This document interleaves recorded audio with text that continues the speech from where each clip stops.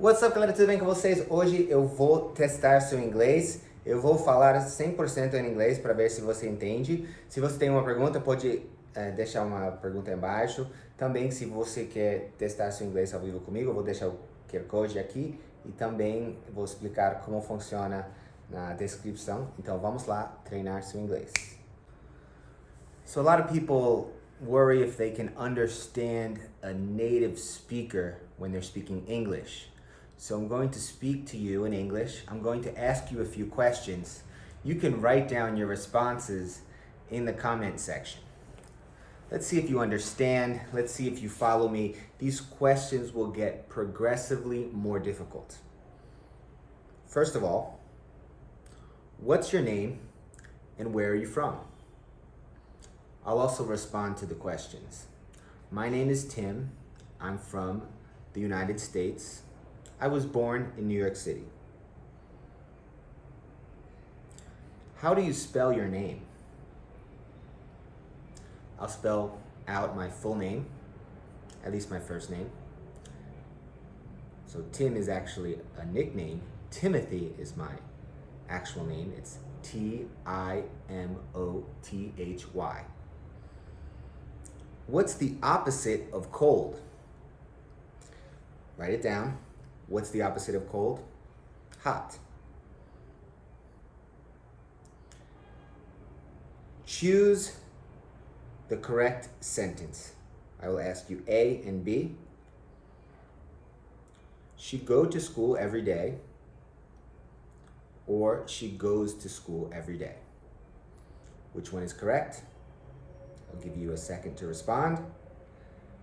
The correct answer is B, because in the third person singular in the present, we need to conjugate the verb, so go becomes goes. What time is it? What time is it? In Sao Paulo, it's 6 o'clock. I think so. I don't have a watch. Oh, I have a watch. I have a clock on my laptop, my tablet. It's 8:05. No, 18:05. I always get confused with the military time here in Brazil. So it's 6:05. Next question. Describe your daily routine in 3 to 4 sentences.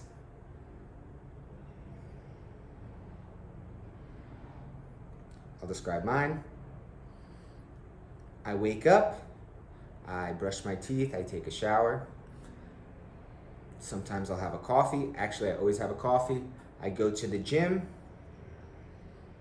Then I usually plan out some videos. I have about 4 different channels, so I have to post a lot of videos on different channels and different networks, different social medias.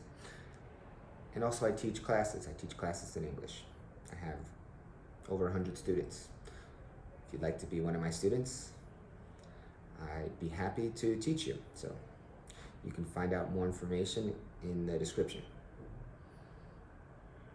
What do you usually eat for breakfast?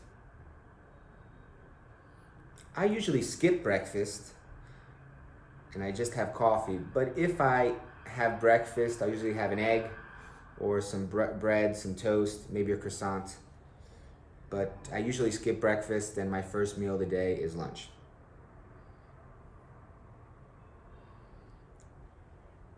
Use the correct tense. Yesterday, so the verb is go. Yesterday, I to the supermarket. Yesterday, I went. The past tense of go is went. And blank, some fruit, buy. How do you conjugate buy in the past? Bought. These are irregular verbs. They can be kind of tricky, but we definitely learn irregular verbs in my course. Do you have any siblings? Do you have any siblings? Siblings is a word that means brothers or sisters. Instead of asking, do you have brothers or sisters, you can ask, do you have any siblings? In my case, I would respond, yes, I have a younger sister and a younger brother. I'm the oldest.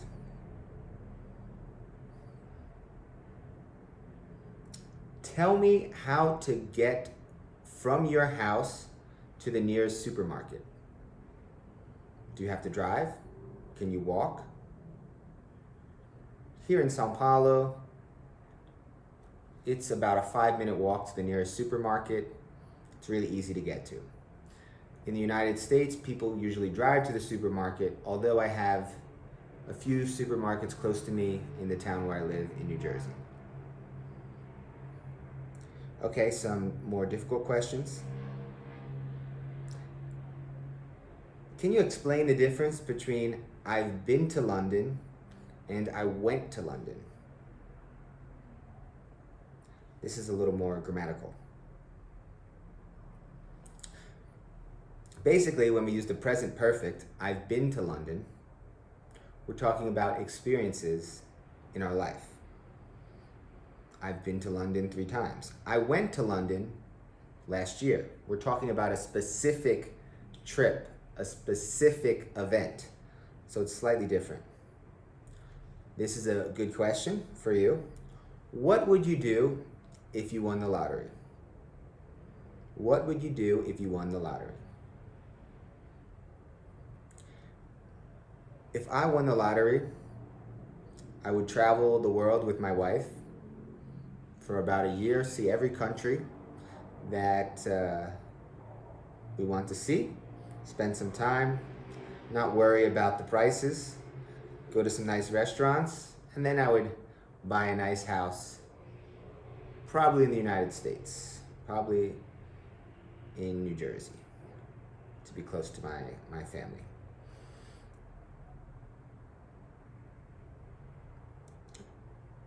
Okay, some other questions that would be important to ask are about your hobbies.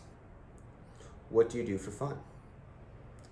One of the things that I work on in my course with my students is creating language islands. What are language islands? I call them mini bios, mini biographies, but there's a term called language islands, which means you pick a topic and you learn all the most common phrases and the most common vocabulary about the topic.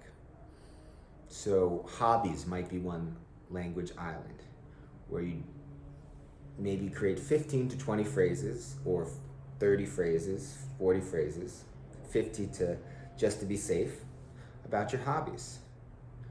So maybe you pick 3 or 4 hobbies and then you go into detail about those hobbies. I like football, American football. I'm a Ravens fan. I love to watch the Ravens every Sunday during football season. I really hope that Lamar Jackson can win a Super Bowl before he retires. He already has 2 MVPs, but he doesn't have any Super Bowls. Tom Brady, I believe, has 7 Super Bowl championships, so I don't think he'll ever catch Tom Brady. That's one of my hobbies. I also like to travel. I like to go to the gym, so I would write a few more sentences about each of those things. You could pick also a place, the grocery store. Learn 15 to 20 sentences about the grocery store. Okay? So you could go aisle by aisle. The aisles are broken into different categories.